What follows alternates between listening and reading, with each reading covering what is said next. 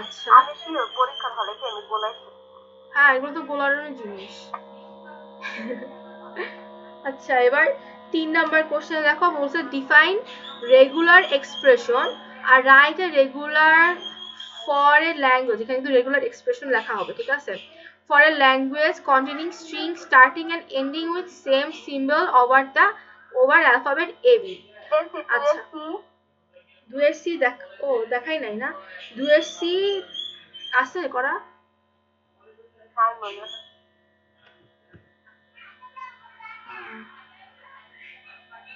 2 এর সি আর 19 এর 5 এর সি একই কোশ্চেন।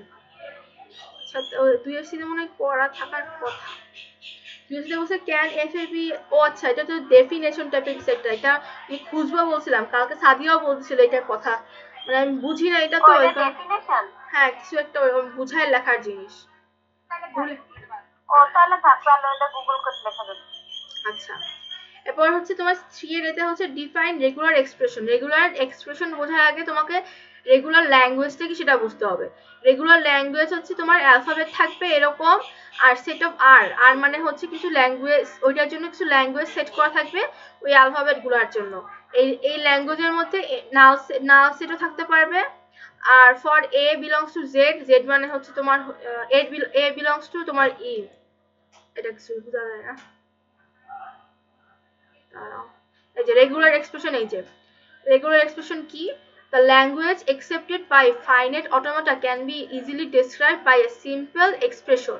মানে তোমার যে অটোমাটা মানে তোমার যে মেশিনটা, ওই মেশিনটা যে ইগুলাকে যে ল্যাঙ্গুয়েজগুলোকে বুঝতে পারবে একটা, আর সেটা বোঝানোর জন্য একটা সিম্পল একটা এক্সপ্রেশনে বোঝানোর আর কি টেকনিকটাকে বলা হয়েছে রেগুলার এক্সপ্রেশন। মানে হলো একটা মেশিন থাকবে এরকম, ফাইনাইট মেশিন থাকবে, ফাইনাইট মেশিন কিছু সিম্পল এক্সপ্রেশন যেগুলো কিনা দিলেই ফাইনাইট মেশিনটা বুঝতে পারবে, যেগুলো হচ্ছে এইটার মধ্যে যায় কি যায় না, সেগুলোকে বলা হচ্ছে রেগুলার এক্সপ্রেশন। এখন the language accept for by some expression are referred as regular string. এক্সাম্পলে যায়, এক্সাম্পল কোশ্চেনটা দেখি, কোশ্চেনটা দেখলে বুঝতে পারবো, এটা দেখে হবে।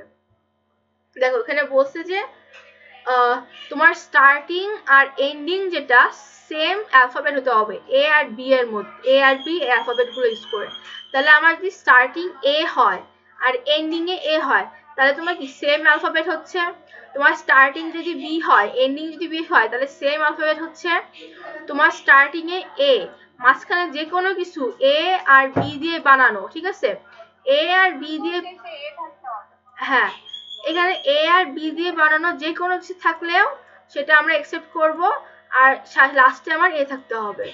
আবার বি দিয়ে শুরু হলো, মাঝখানে যে কোনো কিছু বি দিয়ে এন্ড হবে। এখন দেখো এখানে এ প্লাস বি স্টার্ট দিছি, মানে হচ্ছে এখানে তোমার কোনো কিছু নাও থাকতে পারে, মানে হলো শুধু বি বি থাকতে পারে, শুধু এ থাকতে পারে, তারপরে এ বি এ থাকতে পারে। এ বি এ থাকা মানে কি, আমার এখানে এ প্লাস বি দেওয়া, তার মানে আমি এখান থেকে শুধুমাত্র বি নিলাম, মানে হয় আমি এ নিব না হয় আমি বি নিব এই এ বি এর জন্য। হ্যাঁ তাহলে আমি শুধু বি নিলাম, মনে করো এরকম আছে এ বি বি এ, এটাও কিন্তু আমি নিতে পারবো, কারণ কি বি স্টার দেওয়া, স্টার মানে হচ্ছে জিরো, শূন্যটা হতে পারবে, একটা হতে পারবে, দুইটা পারবে, মানে এভাবে এন সংখ্যাটা হতে পারবে। হ্যাঁ অর, হ্যাঁ অর, হ্যাঁ হ্যাঁ যে কোনো সংখ্যক আমরা নিতে পারবো। আর আবার বি এর মাঝখানে দেখো, বি এর মাঝখানে তোমার যে কোনো সংখ্যক এ আসতে পারবে, যে কোনো সংখ্যক বি আসতে পারবে, যে কোনো সংখ্যক এ বি আসতে পারবে, ঠিক আছে।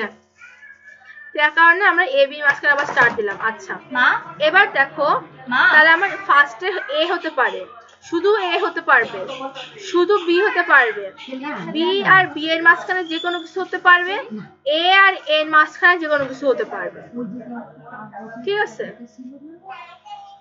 এখানে তাহলে এটা হলো আমাদের এটার জন্য রেগুলার এক্সপ্রেশন, মানে একটা ল্যাঙ্গুয়েজ যেটার মধ্যে স্টার্টিং আর এন্ডিং হবে সেম অ্যালফাবেট দিয়ে, এই এ বি অ্যালফাবেট গুলো ইউজ করে আমরা কি সেটা বানালাম। তাহলে আমরা খালি এ আর বি কেন দিলাম, এই যে মনে করো শুধু এ, তাহলে এ দিয়ে স্টার্ট হলো এ দিয়েই এন্ড হলো, তাই না। তাহলে এখানে শুধুমাত্র এ। যদি আমি এখানটাতে রাখি, এখানে যদি আমি বানাতে চাই, তাহলে তোমার এ এর মাঝখানে এ প্লাস বি। হ্যাঁ দিদি, আচ্ছা ঠিক আছে, সুন্দর। আচ্ছা তাহলে এখানে স্টার্ট দাও, তোমরা বাইরে যাও মানে। আচ্ছা তাহলে এখানে তোমার যদি আমার শুধু এরকম হতো এ আর এ হতো, মানে আমি যদি শুধু এটা নিতাম, তাহলে দেখো এ তারপরে এ প্লাস বি দিয়ে যদি স্টার্ট দেই, তারপর হলো এ, তাহলে যদি আমি এখানে স্টার্ট দাও মানে কি শূন্যটা, তাহলে আমার শুধু এ আর এ আসছে, কিন্তু আমার সিঙ্গেল এটা কিন্তু তখন আসতেছে না, তোমার ডাবল এগুলো আসছে। এই কারণে আমাদেরকে এইগুলোকে আলাদা করে নিতে হবে, বি গুলোকে আলাদা করে নিতে হবে, মানে এ আর বি কে আলাদা করে নিয়ে আমরা মাঝখানে আবার এরকম করে বসাই আর কি দেখাইলাম। যদি দুইটা এ নেই, দুইটা এর জন্য শুধু একটা এ দিয়ে তারপর উপরে স্টার দিলে হয় না? একটা এ দিয়ে উপরে স্টার, তাহলে আমাদের এ সংখ্যা শূন্যটা হতে পারবে, একটা হতে পারবে, দুইটা হতে পারবে, তাই তো? তাহলে আমি যদি এখানে এরকম করতাম, আমি যদি হ্যাঁ এটা দেখা যায়, তাহলে আমাদের ফার্স্টে মনে করে এ লিখলাম, তারপরে এ প্লাস বি দিয়ে স্টার দিলাম, তারপরে আমি এ স্টার দিলাম। তুমি এটা কথা বলছো না এরকম নাকি? হ্যাঁ ও শুধু এ দিয়ে স্টার দিলে, তাহলে এটাও হবে, কিন্তু তাহলে তোমার শুধু এ গুলো আসতে, তারপর বি দাও, বি বলো, তাহলে বি আনার জন্য বি স্টার, তাহলে এখানে শুধুমাত্র আমার এ এ এ এ এরকম আসতে পারতেছে, এখানে কোনো বি আসতে পারবে না, তাই তো? আবার এখানে বি এর জন্য বি বি বি বি, তাহলে এখানে কোনো এ আসতে পারলো না। আচ্ছা তাহলে এবার আমার এটা হইলো, এটাও হইলো, ঠিক আছে। তারপরে আরো তোমার আরো মনে করো এরকম একটা সিস্টেম আছে, A B A B A, এরকম একটা একটা ইয়ে স্ট্রিং, এটাও তো ভ্যালিড, এটার সামনে এ আছে, লাস্টে এ আছে, তাহলে এটা তুমি এখানে কি করে তুমি অ্যাকসেপ্ট করাবা? এইটা হবে তোমার a প্লাস b। হ্যাঁ a plus b, a plus b আবার a প্লাস b স্টার উপরে, a প্লাস বি স্টার এ, তাহলে তো তোমার শুধুমাত্র সব লাস্টে সবসময় এই আসবে। আর তোমার যদি এখানে তুমি বি দিয়ে এ লেখো, এটাও তো এখান দিয়ে ভ্যালিড আসতেছে, বি দিয়ে এ লিখলে এটা দিয়ে তো এটা ভ্যালিড আসতেছে, কিন্তু এখানে তোমার তো বি সামনে থাকতে পারবে না, তাহলে সামনে একটা এ দিতে হবে না? এই জন্য সামনে এ নিলাম, এই কারণে তো তোমার এই যে এখানটাতে এটা আসছে যে B A plus b star B, আবার এ এ প্লাস বি স্টার এ, বুঝছো?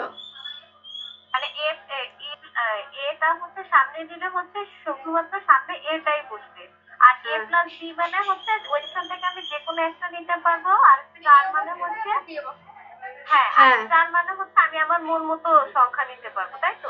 তারপর একটা হচ্ছে এ, মানে হচ্ছে এ দিয়ে শুরু হচ্ছে এ দিয়ে শেষ হচ্ছে। হ্যাঁ আচ্ছা এর পরের এক্সাম্পলটা তাহলে দেখি, এবার পরেরটা দেখলে এটা আরো ক্লিয়ার হবে, তুমি বলতে পারবা।